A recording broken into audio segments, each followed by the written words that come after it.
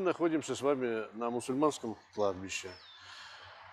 Кладбище практически уже в центре города.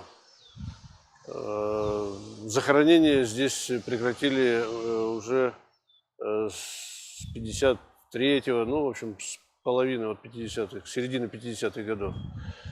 Но, тем не менее, память все равно нам подсказывает, что здесь и наши предки захоронены. К сожалению, вот могилы своих предков утеряны. Но, тем не менее, понимая, что они здесь, вот я сегодня посчитал необходимым выйти. Второе, то, что все-таки инициатива – это молодежная организация. Я просто не мог их не поддержать, потому что, мне кажется, это очень хороший пример. И, с другой стороны, это очень большой воспитательный момент, в том числе для взрослых. Тем более для тех людей, у кого здесь вот захоронены предки, и наверняка многие знают, что здесь покоятся их прадеды, прабабушки.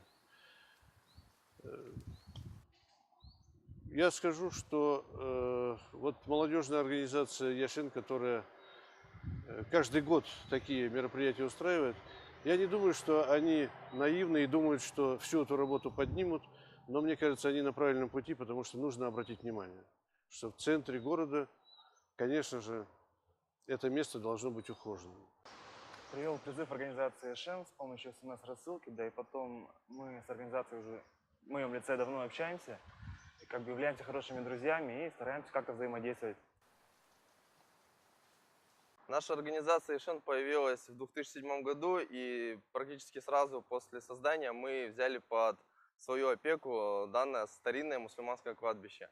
И, в принципе, проводили субботники каждый год и иногда 2 раза в год, весной и осенью. Мы установили табличку, чтобы люди знали, проходящие, что здесь, в принципе, кладбище существует. Вот. И с каждым годом все больше народу у нас приходит на субботник. И самая главная цель даже не столько убрать мусор, хотя его копится каждый раз, сколько мы не убираем, минимум там по 2 машины. Вот. Самая главная цель, чтобы заявить людям о том, что здесь существует кладбище, то, что оно есть под чьей-то опекой.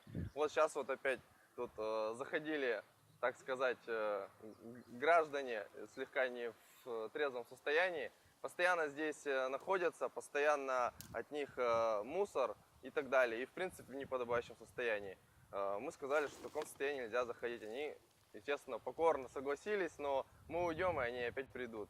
В принципе, наша цель сказать людям, что оно здесь есть, чтобы ни у кого не было попыток превратить это кладбище в будущем, может, в далеком, в что-то иное. Потому что это священная земля, мусульманская земля. И, кстати, здесь не только мусульмане, здесь и христиане тоже там. В основном, конечно, мусульмане. Вот, поэтому хотелось бы, чтобы люди знали, и в следующий раз, когда мы будем говорить о субботнике, чтобы приходили и заботились о памяти наших предков.